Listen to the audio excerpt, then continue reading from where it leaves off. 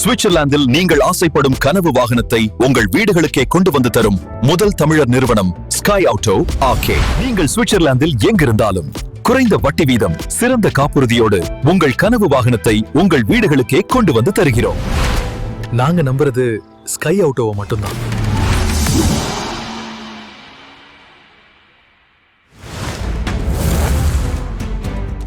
இது சுவிஸ் தமிழ் டிவியின் இன்றைய பிரதான செய்திகள். செய்தி ஆசிரியர் தேவாமதன். செய்திகளை வாசிக்கும் நான் துரையப்ப வினோத் கண்ணன். முதலில் தலைப்புச் செய்திகள். சுவிட்சர்லாந்தில் தொடரும் சைபர் தாக்குதல்கள் குறித்து எச்சரிக்கை.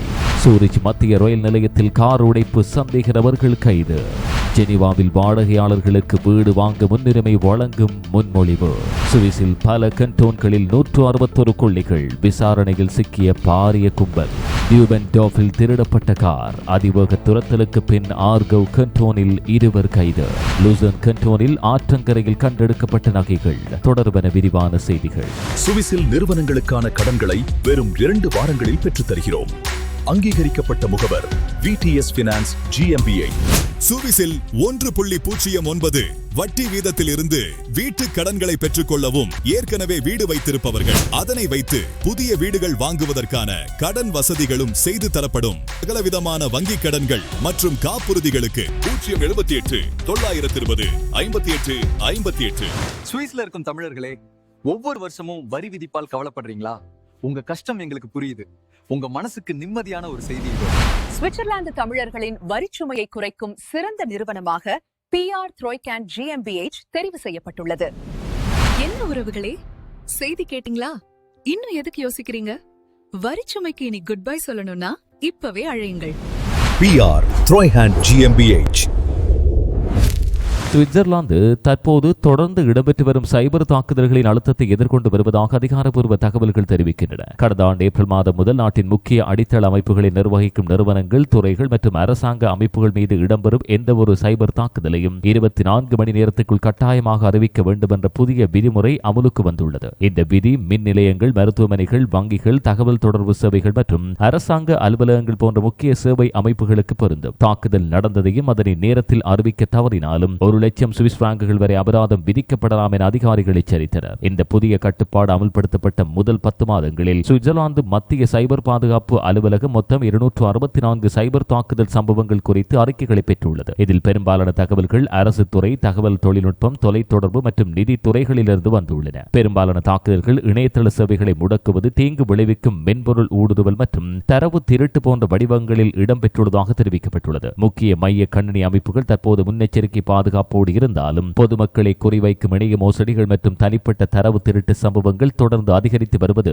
கவலைக்கிடமானதாக கருதப்படுகிறது. சுவிட்சர்லாந்து சைபர் பாதுகாப்பு, இணைய தாக்குதல், தரவு பாதுகாப்பு, வங்கி மற்றும் அரசாங்க கணினி அமைப்புகள் பாதுகாப்பு போன்ற விடயங்கள் நாட்டின் பாதுகாப்பு மற்றும் பொருளாதார நிலைத்தன்மைக்கு முக்கியமானதாக மாறியுள்ளன. இதனால் அரசாங்கம் மற்றும் தனியார் துறைகள் இரண்டும் இணைந்து சைபர் பாதுகாப்பு நடவடிக்கைகளை மேலும் வலுப்படுத்தி வருகின்றன.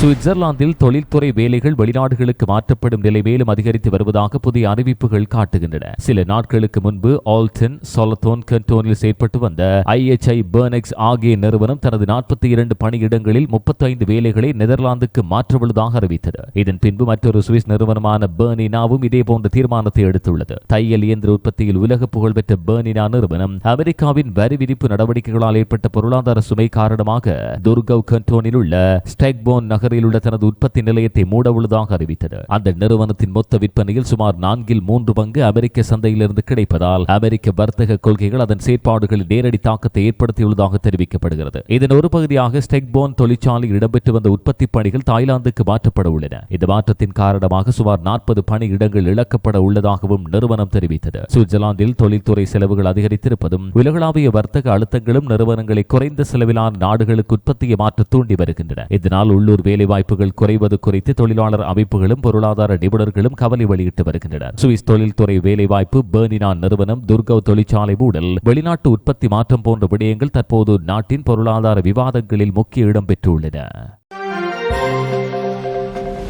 சூரிச் மத்திய ரயில் நிலையத்தில் கடந்த சனியன்று அதிகாலை இருவர் கார் உடைப்பு மற்றும் திருட்டு சம்பவங்களில் ஈடுபட்டதாக சந்தேகத்தின் பேரில் சூரிச் கட்டோனல் காவல்துறையினரால் கைது செய்யப்பட்டனர். கூரில் இருந்து சூரிச் நோக்கி பயணித்த ரயிலில் ரயில் பணியாளர்கள் வழக்கமான கட்டுப்பாட்டின் போது 2 நபர்களிடம் பயணச்சீட்டை கேட்டபோது அவர்களிடம் செல்லுபடியாகும் டிக்கெட் இல்லை என்பதும் அடையாள ஆவணங்களையும் வழங்க முடியாத நிலை இருந்ததும் தெரியவந்தது. இதையடுத்து எஸ்பிபி போக்குவரத்து காவல்துறையினர் அந்த இருவரையும் சூரிச் கட்டோனல் காவல்துறையின் நிலையத்துக்கு அழைத்து சென்றனர். அங்கு மேற்கொள்ளப்பட்ட விரிவான சோதனையின் போது கார் உடைப்பிற்கு பயன்படுத்தப்படும் என சந்தேகிக்கப்படும் கருவிகள் மற்றும் திருட்டு பொருட்கள் அவர்களிடமிருந்து கைப்பற்றப்பட்டன. மேலும் அவர்கள் உடன் கொண்டு வந்திருந்த 2 மின்சார சைக்கிள்களும் சந்தேகத்துக்குரியதாக கருதப்பட்டன. பின்னர் நடத்தப்பட்ட விசாரணையில் 29 வயதுடைய அல்ஜீரிய நாட்டைச் சேர்ந்த இந்த இருவர் அதற்கு முந்தைய இரவு சென்ட் காலன் கண்டோனில் உள்ள பாட்ராகாஸ் பகுதியில் நிறுத்தி வைக்கப்பட்டிருந்த பல கார்களை உடைத்து திருட்டு செய்ததோடு பூட்டப்படாமல் இருந்த வாகனங்களில் இருந்து பொருட்களை திருடியதாக தெரிய வந்துள்ளது. மேலும் அவர்களிடமிருந்த 2 மின்சார சைக்கிள்களையும் அங்கிருந்தே திருடியிருந்ததாகவும் விசாரணையில் அம்பலமானது. இந்த இருவரும் காவல்துறையினரால் கைதாகி விசாரணைக்கு பின் அரசு வழக்கறிஞர் அலுவலகத்திடம் ஒப்படைக்கப்பட்டுள்ளனர். அவர்களிடமிருந்து கைப்பற்றப்பட்ட மின்சார சைக்கிள்கள் பின்னர் உரிய உரிமையாளரிடம் மீண்டும் வழங்கப்பட்டதாக சூரிச் கண்டோனல் காவல்துறை தெரிவித்தது. சூரிச் ரயில் நிலையம் கைது, கார் உடைப்பு, திருட்டு, சுவிட்சர்லாந்து குற்றச்செயல் விசாரணை போன்ற விடயங்கள் தற்போது பாதுகாப்பு தொடர்பான கவனத்தை மீண்டும் ஈர்த்துள்ளன. சனிக்கிழமை இடம்பெற்ற டவுன்ஹில் ஸ்கீ போட்டியில் தங்கப்பதக்கம் சுவிட்சர்லாந்துக்கு கிடைக்கும் என அனைவரும் முன்கூட்டியே எதிர்பார்த்திருந்தனர். அந்த எதிர்பார்ப்பு நனவானாலும் வெற்றி பெறுவார் என கருதப்பட்ட வீரர் அல்லாமல் மற்றொரு சுவிஸ் வீரர் தங்கத்தை கைப்பற்றியது போட்டிக்கு கூடுதல் பரபரப்பை ஏற்படுத்தியது. போட்டிக்கு முன் மிகுந்த நம்பிக்கையோடு பார்க்கப்பட்ட முன்னணி வீரர் மார்க்கோ ஓடமாட் பதக்கப்பட்டியலில் இடம் பிடிக்க முடியாமல் 4வது இடத்தில் முடித்தார். அவர் மீது இருந்த அதிக எதிர்பார்ப்புகள் காரணமாக இந்த முடிவு ரசிகர்களுக்கு சிறிய அதிர்ச்சியாக அமைந்தது. அவரின் அணித்தோழரான பிரான்சோ வான் ஆல்மன் இறுதியில் தங்கப்பதக்கம் வென்றார். அவர் 51.6 வினாடிகளில் இலக்கை எட்டியதோடு மணிக்கு சுமார் 145 கிலோமீட்டர் வேகத்தில் பாய்ந்தது குறிப்பிடத்தக்க சாதனையாகும். சுவிட்சர்லாந்து நீண்ட காலமாக குளிர்கால விளையாட்டுகளில் முன்னணி நாடாக திகழ்ந்து வருவதால் இந்த வெற்றி நாட்டின் ஸ்கீ விளையாட்டு மரபை மேலும் உறுதிப்படுத்துகிறது. சுவிஸ் டவுன்ஹில் ஸ்கீ, மார்க்கோ ஓடமாட், பிரான்சோ வான் ஆல்மன் தங்கப்பதக்கம், குளிர்கால விளையாட்டு சாதனை போன்ற விடயங்கள் தற்போது விளையாட்டு ரசிகர்களிடையே பெரும் கவனத்தை ஈர்த்துள்ளன.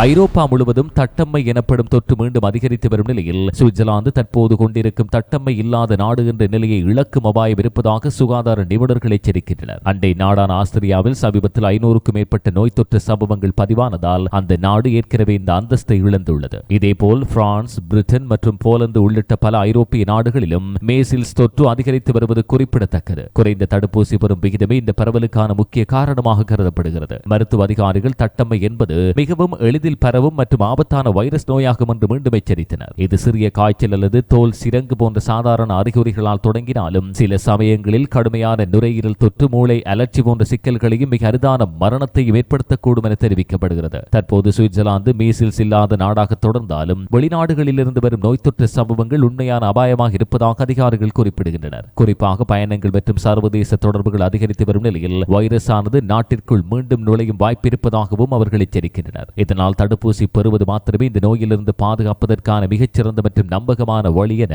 சுகாதாரத்துறை வலியுறுத்துகிறது. சுவிட்சர்லாந்து தட்டம்மை தடுப்பு, ஐரோப்பா நோய் பரவல், குழந்தைகள் தடுப்பூசி, பொது சுகாதார பாதுகாப்பு போன்ற விடயங்கள் தற்போது அதிக கவனத்தை பெறுகின்றன. சிறிய விளம்பர இடைவெளியின் பின் செய்திகள் தொடரும்.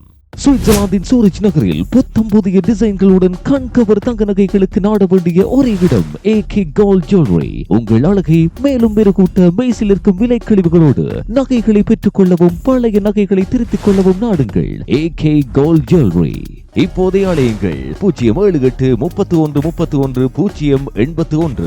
நிதிச்சுமையால் நிம்மதி இழந்து தவிக்கிறீர்களா? உங்களின் அவசர நிதி தேவைகளுக்கு குறைந்த வட்டி வீதத்தில் 3 லட்சம் பிராங்குகள் வரை கடனாக பெறலாம். கிரெடிட் பாண்ட்.ch. இலவச ஆலோசனைகளுக்கு 076592997.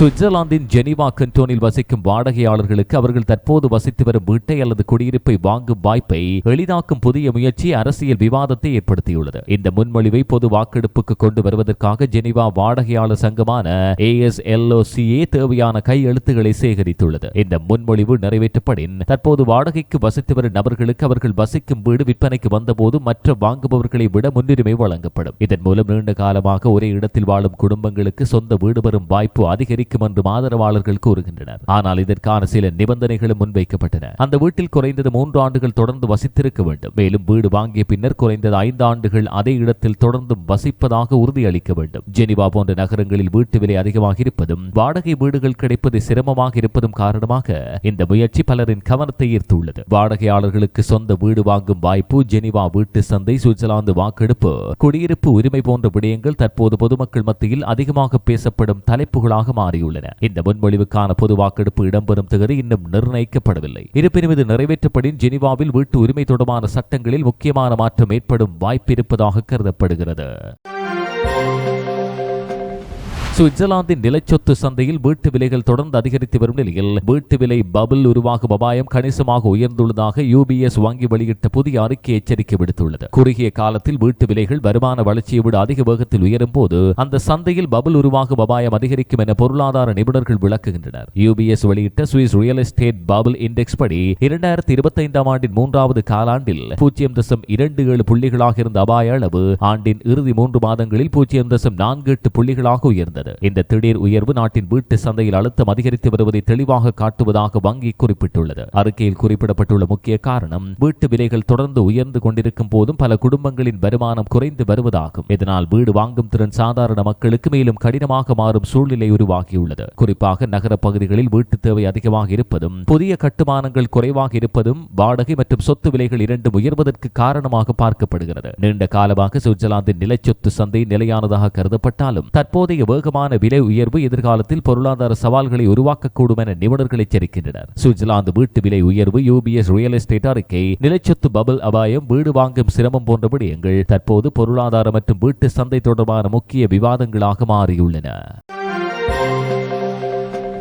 2025 ஆண்டு செப்டம்பர் தொடக்கத்தில் லுசர்ன் கண்டோனில் உள்ள ஹாக்டோஃப் நகராட்சியில் வணிக மற்றும் தொழில் வளாகங்களை குறிவைத்து தொடர்ச்சியான உடைப்பு கொள்ளை சம்பவங்கள் இடம்பெற்றன. இந்த சம்பவங்களின் பின்னணியை தொடர்ந்து லுசர்ன் கண்டோனல் காவல்துறையினர் விரிவான நடவடிக்கைகளை மேற்கொண்டு பல சந்தேக நபர்களை கைது செய்தனர். கைது செய்யப்பட்டவர்களின் வாகனத்தை சோதனை செய்த வேளை கொள்ளை சம்பவங்களில் திருடப்பட்டதாக சந்தேகிக்கப்படும் பொருட்களும் உடைப்புக்கு பயன்படுத்தப்படும் கருவிகளும் மீட்கப்பட்டன. இதைத் தொடர்ந்து சிறப்பு குற்றவியல் வழக்குகளுக்கான அரசு தரப்பு வழக்கறிஞர் அலுவலகமும் லுசர்ன் கண்டோனல் காவல்துறையும் இணைந்து விரிவான விசாரணைகளை முன்னெடுத்தன. விசாரணைகளின் முடிவில் கைது செய்யப்பட்டவர்கள் நாடு முழுவதும் செயற்பட்ட ஒரு குற்றக்குழுவின் உறுப்பினர்கள் என்பதும் தெரிய வந்துள்ளது. கொசோவோவைச் சேர்ந்த 26 முதல் 57 வயதுக்கு இடைப்பட்ட இந்த 6 பேரும் மாறி மாறி இணைந்து சுவிட்சர்லாந்தின் குறைந்தது 11 கண்டோன்களில் மொத்தம் 161 உடைப்பு கொள்ளை சம்பவங்களில் ஈடுபட்டுள்ளதாக சந்தேகிக்கப்படுகின்றனர். இவர்கள் பெரும்பாலும் வணிக நிறுவனங்கள் மற்றும் தொழில் நிறுவனங்களை குறிவைத்து செயற்பட்டதாகவும் குறிப்பாக பணத்தை திருடுவது இவர்களின் முக்கிய இலக்காக இருந்ததாகவும் விசாரணையில் தெரிய வந்தது. இந்த குற்ற செயல்களின் மூலம் சுமார் 5,90,000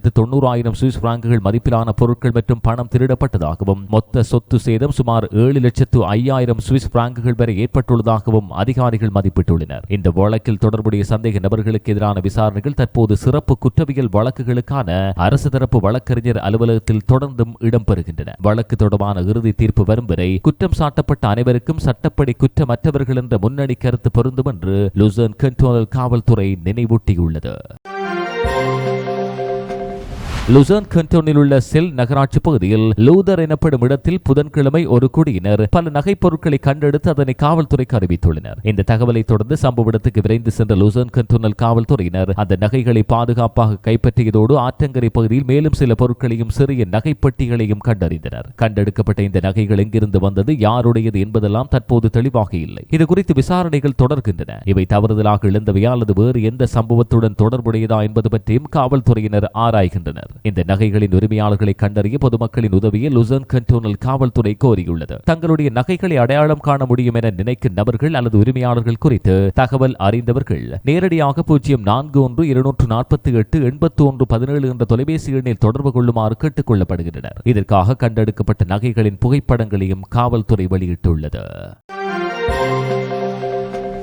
சூரிச் கண்டோனில் உள்ள டியூபென்டோஃப் பகுதியில் திங்கட்கிழமை காலை ஒரு கார் திருடப்பட்ட சம்பவம் பெரும் அதிர்ச்சியை கிளப்பியது. பின்னர் அதிவேகமாக தப்பிச் சென்ற குற்ற செயல் சந்தேக நபர்களை சூரிச் மற்றும் ஆர்கவ் கண்டோனல் காவல்துறையினர் இணைந்து துரத்தி பிடித்து கைது செய்தனர். டியூபென்டோஃப் பகுதியில் உள்ள ஒரு நிலத்தடி வாகன நிறுத்துமிடத்திலிருந்து அடையாளம் தெரியாத நபர்கள் ஒரு பயணிகள் காரை திருடி தப்பிச் சென்றனர். அவர்கள் நகரின் வழியாகவும் பின்னர் மேற்கு திசையில் செல்லும் அதிவேக நெடுஞ்சாலையிலும் மிகவும் அதிக வேகத்தில் பயணம் செய்ததாக காவல்துறையினர் தெரிவித்தனர். தப்பிச் செல்லும் போது வாகனத்தை ஓட்டிய நபர் பல இடங்களில் மோதல் சம்பவங்களை ஏற்படுத்தியதாகவும் கூறப்படுகிறது. இறுதியில் ஆர்கவ் கண்டோனில் உள்ள ஓபர் அண்ட் ஃபெல்டன் பகுதியில் A1 நெடுஞ்சாலையில் அந்த கார் நின்றது. அப்போது ஓட்டுநரும் அவரோடு இருந்த மற்றொருவரும் காரை விட்டு வெளியேறி கால்நடையாக தப்பிச் செல்ல முயன்றனர். இதைத் தொடர்ந்து சூரிச் மற்றும் ஆர்கவ் கண்டோனல் காவல்துறையினர் இணைந்து மேற்கொண்ட விரைவு தேடுதல் நடவடிக்கையில் 17 வயதும் 21 வயதும் கொண்ட 2 பிரான்ஸ் நாட்டைச் சேர்ந்த நபர்கள் கைதாகினர். திருடப்பட்ட கார் மீட்கப்பட்டு பாதுகாப்பாக கைப்பற்றப்பட்டது. குற்றச்செயல் சந்தேக நபர்கள் காரை விட்டு ஓடிச் செல்லும் போது சூரிச் கண்டோனல் காவல்துறையைச் சேர்ந்த ஒரு அதிகாரி துப்பாக்கிச் சூடு மேற்கொண்டுள்ளார். எனினும் இந்த சம்பவத்தில் எவருக்கும் காயமில்லை. இத்தகைய சூழ்நிலைகளில் வழக்கமாக மேற்கொள்ளப்படும் நடைமுறையின்படி துப்பாக்கிச் சூடு இடம்பெற்ற சூழ்நிலைகள் தொடர்பாக உள்ளூர் அரசு தரப்பு வழக்கறிஞர் அலுவலகம் விசாரிக்கிறது. இந்த துரத்தல் மற்றும் தேடுதல் நடவடிக்கைகளில் சூரிச் நகர காவல்துறையினரும் ஆர்கவ் மற்றும் சூரிச் கண்டோன்களில் உள்ள பல பிராந்திய மற்றும் உள்ளூர் காவல்துறைகளும் ஆதரவளித்ததாக தெரிவிக்கப்பட்டுள்ளது.